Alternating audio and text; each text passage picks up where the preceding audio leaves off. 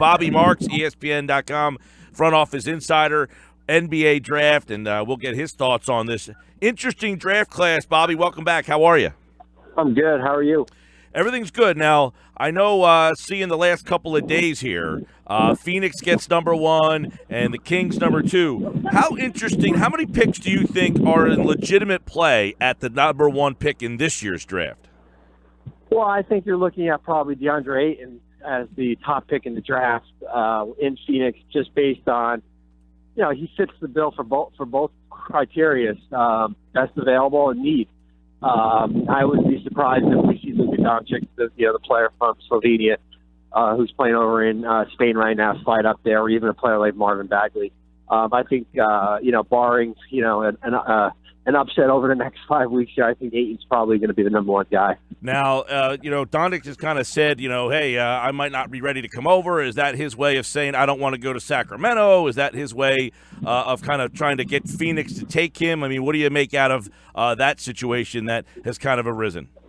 I don't really make much out of it. I really don't. I think what it is that it's a player who is playing in the EuroLeague Final Four right now that starts, over the next couple days here, and does not want to disrupt the boat as far as with his current team here. So I would be stunned if whoever drafts him, if he does not come over next year. He's got a relatively small buyout, so it's not like he's hamstrung on a contract with his team in Spain. So I think it was more about a question that was asked about him and not wanting to upset the apple cart as far as with his current team. Yeah, and if you're in the situation that Sacramento's in, you just need as many good players as you can get. Is that the guy you definitively would take at number 2 if he's there? Yes, it is, because I think what you can do is you can put him with De'Aaron Fox, you can put him with Bogdan Bogdanovic. I think that could be your 3 guards right there. I think you could put Luka off the ball and have him back up De'Aaron when De'Aaron comes out of the game. You've got some bigs already there with Willie Cauley-Stein. So I think there is a little bit of a separation between Doncic and players like Marvin Bagley, Jaren Jackson here. And if I was Vlade Divac, who I think is over in Belgrade right now, where the Final Four is, I would want to have a meeting with Luka Doncic just to find out where he is from a mindset, because the likelihood is that Doncic does not come over before the draft because his team will be playing in the Spanish league here. So that would be probably the only time you'll get to see him. Bobby Marks is with us, ESPN.com front office insider, and of course the NBA draft. He's working on that. You got Atlanta at number 3. This is a team that won 60 games a couple of years ago and obviously is in a complete rebuild right now. So is there a spot at number 3 where they have a tough decision, or do you think there's something that stands out for them? Well, I think it's a matter of what bigs stand out. I mean, I think when you look at if things go in the course where it's Ayton and Doncic, as far as what bigs fit you, you do have a Hall center with Dwayne Dedman, Mike Muscala, guys like that who have player options here. Right. I think that's are you comfortable at 3? Is there a team that maybe wants to move up in the draft? Maybe if there's a team like the Clippers who have 12 and 13, can you get good value back there too? So I think it's a matter of what big, Mo Bamba from Texas, Jaren Jackson, Marvin Bagley, players like that. What happens with Dennis Schroeder? We've seen over the last couple of days here on his Instagram and his social media, doesn't know what his role is. Does Colin Sexton make sense for you at 3? I think that might be a little bit too rich. So I think they'll have plenty of options there. All right, Bobby, let's go down to where there's some playoff teams. You got Cleveland at number 8 there, and I'm sure they were disappointed. They were probably hoping that they could prosper from Brooklyn just like Boston has over the last 3 seasons. But if you're Cleveland, obviously the LeBron James offseason decision makes a big role here, but were they disappointed falling in that number 8 spot?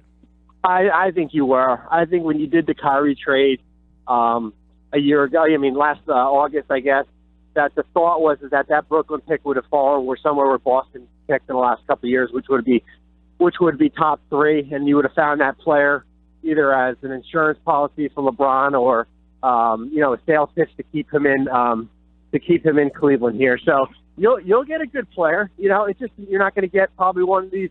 There's a little bit of a separation when you get past the top 6 there.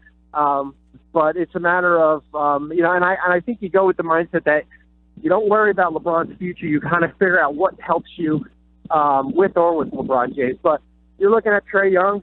I mentioned Colin Sexton, Mikal Bridges, Miles Bridges, players like that. Michael Porter Jr., who from Missouri, who's out with that back injury. Yeah. Those are kind of those players in that range. Philadelphia's at number 10. Very interesting, and obviously they have been in the lottery for the last 5-6 years. They continue to stockpile talent, but now they're at an interesting spot of their rebuild. If you're Philadelphia at number 10, is there a player that would interest you to try to package maybe 10 and 26 to move up? Is there somebody in this draft that you think is a good fit for them? I think if there was a good guard or a good 2 that was in that top 6 range, that would maybe interest me to move up there. I just don't see it as it's a 2-guard heavy draft when you're picking in that 20 to 30 range here. So you might be able to find something at 26 that could come off your bench. I don't know if to replace a Marco Bellinelli type role there, but it would be a rookie and not a veteran here. At 10, there's you'll get, as I mentioned before with Cleveland, you'll get a good player there. Probably someone coming off your bench. I'm more interested to see what they do with those 4 second-round picks because, as you guys know, there's not many free agents on this team besides Redick and Ilyasova and Bellinelli and Amir. And are you going to be in a sell mode? You've got 2 picks in the 30s that certainly will have appeal. Are there guys that you want to leave over in Europe? So that's kind of where I'm focusing on with them as far as those 4 picks in the second round. Now, you mentioned the Clippers who have the 2 picks. You've got Washington, who's a playoff team, Denver. Does 10 interest any of those teams that are right in that 7, 8, 9, 10 range in seeding-wise? Those teams that are just at the back end of the playoffs or just on the outside looking in. Would 10 be an attractive pick for any of those? I think 12 and 13 is a little bit too rich to move up to 10. And if I was Philadelphia, that would be something that I would certainly have, interest in doing there. So I think that is a little bit too rich unless it gives you maybe something else there. But yeah, that's the mindset that you have to have going in the next 5 weeks. Is it, it's similar to the NFL draft. Is it worth moving back 2 picks to, maybe get something that we would, that would still be there? In the draft.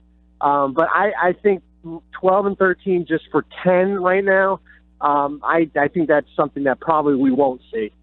Bobby, obviously, you mentioned the NFL draft. You can get guys there all over the place, deep in the first round, third round, fifth round. The NBA draft, it's a lot more difficult to identify talent. How many players in this particular draft do you like?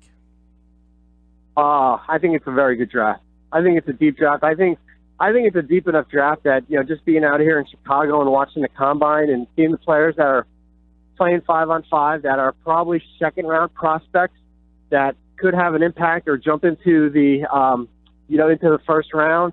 I think it's a top-heavy draft of bigs, as I mentioned. Yep. I think you're somewhere in between where you got some point guards in the teams, and then I think in that 20 to 30 range, there's a lot of wings out there. And I, just talking with teams, this year is a strong draft compared to maybe next year where it might be a little bit watered down. So there's a ton of value out there.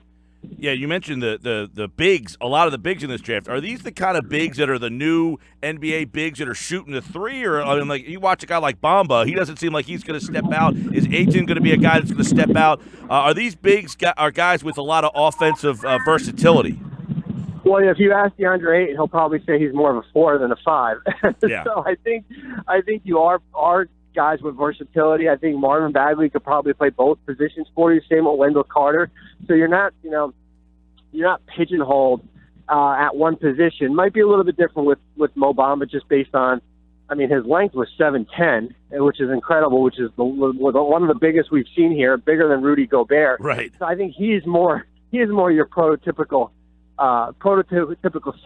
center. But the interesting thing is that, and I mentioned this on the show yesterday, is that you've got the 5 out of the 6 teams in the top 6 are probably going to draft a big and have cap space.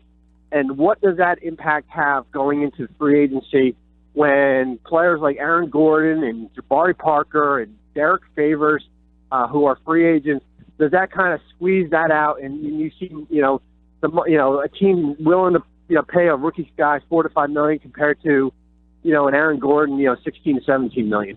Bobby Marks, last one for Bobby, front office insider, ESPN, former VP of basketball and assistant GM with the Nets organization. This weekend, all of your guys are sitting in that combine watching. Is this where we start to hear a lot of crazy rumors? Is this where all these guys start talking about possible trades? We're going to start to hear that kind of stuff.